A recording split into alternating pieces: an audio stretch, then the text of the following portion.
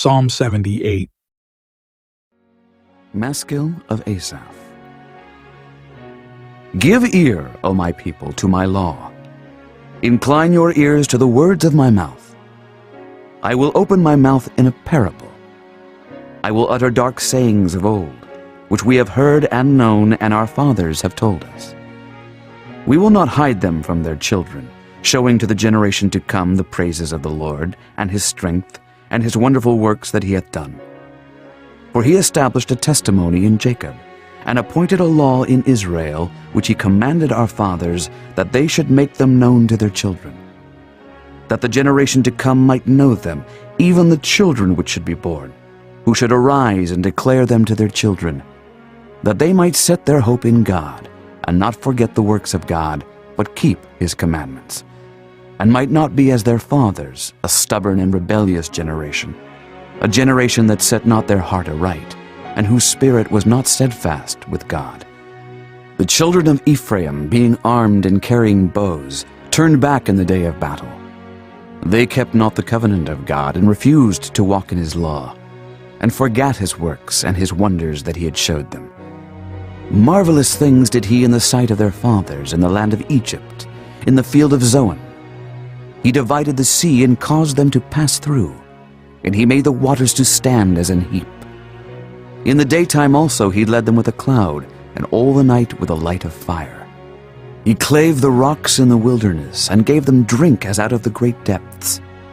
He brought streams also out of the rock, and caused waters to run down like rivers. And they sinned yet more against him by provoking the Most High in the wilderness. And they tempted God in their heart by asking meat for their lust. Yea, they spake against God. They said, Can God furnish a table in the wilderness? Behold, he smote the rock, that the waters gushed out, and the streams overflowed. Can he give bread also? Can he provide flesh for his people? Therefore the Lord heard this, and was wroth. So a fire was kindled against Jacob, and anger also came up against Israel, because they believed not in God, and trusted not in his salvation. Though he had commanded the clouds from above, and opened the doors of heaven, and had rained down manna upon them to eat, and had given them of the corn of heaven. Man did eat angels' food. He sent them meat to the full. He caused an east wind to blow in the heaven, and by his power he brought in the south wind. He rained flesh also upon them as dust, and feathered fowls like as the sand of the sea. And he let it fall in the midst of their camp, round about their habitations. So they did eat, and were well filled, for he gave them their own desire. They were not estranged from their lust, but while their meat was yet in their mouths, the wrath of God came upon them, and slew the fattest of them, and smote down the chosen men of Israel. For all this they sinned still, and believed not for his wondrous works. Therefore their days did he consume in vanity, and their years in trouble. When he slew them, then they sought him, and they returned and inquired early after God. And they remembered that God was their rock, and the high God their Redeemer. Nevertheless they did flatter him with their mouth, and they lied unto him with their tongues. For their heart was not right with him, neither were they steadfast in his covenant. But he, being full of compassion, forgave their iniquity, and destroyed them not. Yea, many a time turned he his anger away, and did not stir up all his wrath. For he remembered that they were but flesh, a wind that passeth away, and cometh not again. How oft did they provoke him in the wilderness, and grieve him in the desert?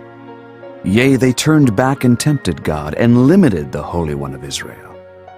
They remembered not his hand, nor the day when he delivered them from the enemy, how he had wrought his signs in Egypt, and his wonders in the field of Zoan, and had turned their rivers into blood, and their floods that they could not drink.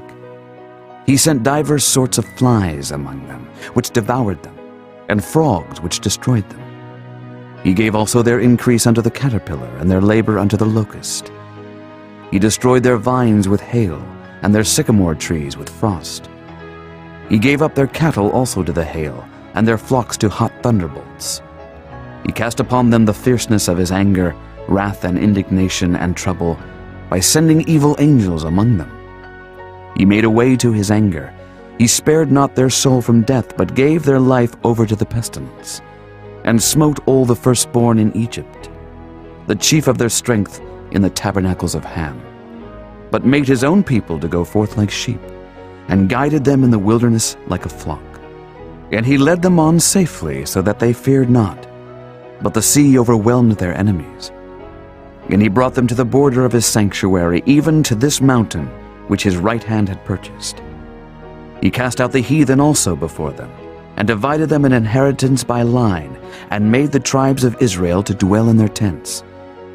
Yet they tempted and provoked the Most High God, and kept not his testimonies, but turned back, and dealt unfaithfully like their fathers.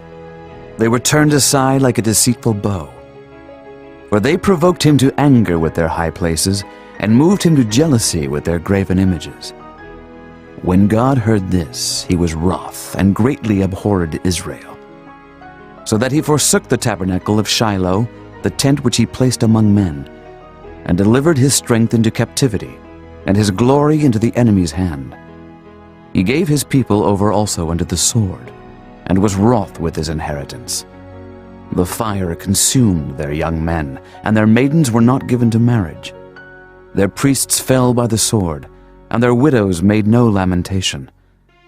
Then the Lord awaked as one out of sleep, and like a mighty man that shouteth by reason of wine.